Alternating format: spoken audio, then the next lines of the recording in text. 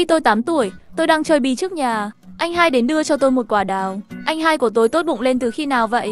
Không biết là lão ta đang suy tính thứ gì trong đầu nữa. Nhưng khi nhìn vào quả đào to và tròn đó, tôi không thể cưỡng lại nó được. Vội chộp nhanh lấy quả đào, ăn đã rồi tính sau. Tôi chưa bao giờ ăn quả đào nào ngon như vậy. Cắn một miếng, nước đào tuôn ra có vị rất ngọt. Chỉ trong chốc lát, tôi đã ăn hết. Tôi xin anh hai thêm. Anh hai nói, cái này thì hơi khó. Đây là giống đào máu, mới được người dân mang về trồng. Bác hai làm thuê cho nhà đó, nên chỉ mang về được 2 quả. Anh đã chia cho mày 1 quả rồi. Nếu vẫn muốn ăn tiếp thì anh có cách này. Tôi nghe vậy thì lập tức phấn khích. Anh hai nói rằng đã khảo sát địa điểm đó. Tối nay chúng ta bắt đầu hành động, tha hồ mà ăn đào. Tôi nghe lập tức hiểu ý. Đêm đến, chúng tôi tập trung tại chỗ đã hẹn trước đó. Anh hai nói, bây giờ trông cậy hết vào em. Anh đã xem xét hết nơi này rồi. Đây là nơi duy nhất có thể vào. Tôi nhìn lên bức tường cao tầm 2-3 mét. Thắc mắc liệu anh hai có bị điên không? Làm sao em leo lên được? Anh hai cười tuề tét, sau đó chỉ xuống hố đất cạnh tường. Đó là một cái lỗ chó. Cái lỗ này không phải được xuyên thẳng qua tường, mà nó được đi theo đường vòng cung, sâu bên dưới lòng đất. Tôi phải chui xuống cái lỗ đó từ bên ngoài, men theo vòng cung, sau đó vào trong. Tôi đã hiểu lý do tại sao anh hai lại tự mang một quả đào cho tôi. Cái lỗ quá nhỏ để anh ta có thể chui vào, nên mới phải tìm đến tôi để lợi dụng. Nhưng vì đào rất ngon nên không sao, để anh trông chừng cho. Cái lỗ vừa khít người nên tôi vào trong khá dễ dàng.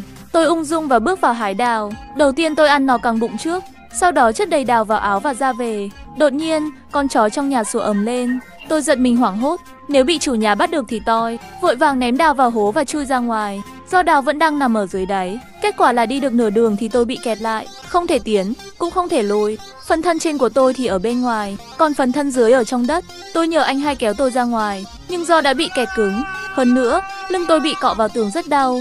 Cũng vì thế mà kẹt chặt hơn. Tôi không còn nhúc nhích được nữa. Tôi bảo anh hai nhanh nghĩ cách giải quyết. Anh hai định sẽ lấy đào ra trước, nhưng đã không còn khe hở nào để thò tay vào. Sau một hồi loay hoay, anh hai nói với tôi, hãy ở đây đợi anh về lấy sẻng ra. Anh đừng đi, em sợ ở một mình. Thế thì cứ nằm ở đây luôn nhé. Yên tâm đi, anh sẽ ra ngay. Để anh lấy ít lá cây che lại. Tâm trạng của tôi lúc này, nó hơi giống như lúc bạn sợ ma khi nằm ngủ một mình. Chỉ cần che kín hết người. Anh về lấy sẻng rồi quay lại. Sau khi anh hai rời đi, tôi cảm thấy yên tĩnh lạ thường. Chỉ còn lại tiếng dế kêu. Tôi nằm im không dám động đậy. Do đã ăn no nên rất khó chịu. Ngay cả khi buồn đánh giám tôi cũng không dám xả. Tôi chờ đợi cho đến tận nửa đêm, vẫn không thấy anh hai quay lại giải cứu. Tôi bắt đầu lo lắng. Lúc này trong đầu tôi chỉ toàn hiện lên những thứ lung tung. Hình như có con quái vật nào đó đang liếm chân tôi. Càng nghĩ tôi càng sợ hãi, toàn thân run rẩy, nước mắt chảy xuống thành 2 dòng. Tôi che miệng lại mà nức nở, sợ gây ra tiếng động có thể bị người ta phát hiện. Có lẽ là do tôi quá sợ hãi, kèm theo lúc này đã đuối sức. Tôi đã bất giác ngủ thiếp đi trong một hoàn cảnh như vậy. Cũng không hiểu sao lúc đó tôi vẫn ngủ được. Cũng không biết mình đã ngủ được bao lâu. Tôi nghe thấy ai đó đang gọi tên mình.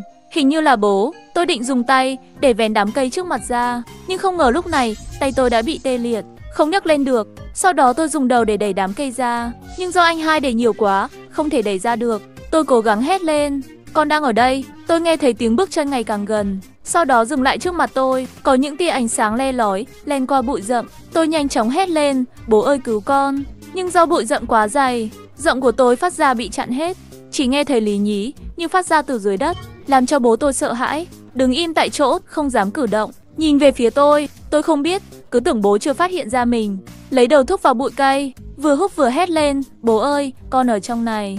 Thấy có động tĩnh, bố tôi sợ quá, vội nhặt một hòn đá ném vào. Viên đá bay thẳng vào trán tôi đau đớn dữ dội, hét lên và lấy tay ôm đầu, cảm giác như trán đang chảy máu. Bây giờ tôi không dám cử động, không dám phát ra âm thanh nữa, sợ bố sẽ cho thêm vài viên đá. Một lúc sau, bố thấy bụi rậm không còn động tĩnh gì, mới bắt đầu đi đến để kiểm tra.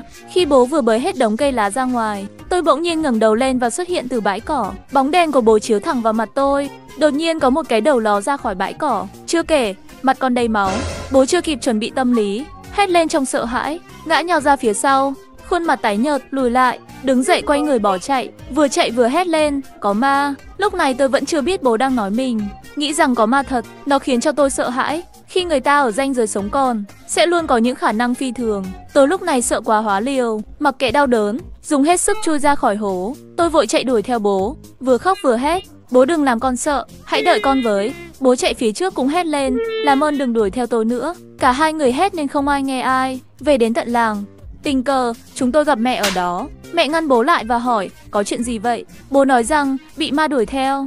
Mẹ nhìn thấy tôi bảo, không phải con mình à? Bố quay lại nhìn, giờ mới nhận ra tôi. Nếu không phải thấy đầu tôi đang chảy máu, bố đã đem tôi ra hành hình luôn rồi. Khi về đến nhà, tôi thấy phần lưng áo bị dính máu. Cởi áo ra xem, do dùng nhiều sức quá, kéo theo cả màng da luôn. 2 vụ lừa đảo, thật là cay cú. Tôi đi hỏi anh hai thì biết được. Sau khi về nhà, anh hai bị bác hai xích ở nhà. Anh tìm mọi cách nhưng không trốn được. Bố tôi đã qua nhà tìm tôi. Anh hai sợ bị đánh nên nói dối là không biết tôi ở đâu. Sau ngày hôm đó, bố tôi vì quá sợ hãi nên đã bị sốt và không thể ra khỏi giường. Tôi cảm thấy rất tội lỗi. Tất cả là do tôi. Nghe nói canh nấm rừng trên núi rất bổ. Tôi sẽ đi hái một ít để cho bố ăn mau khỏe.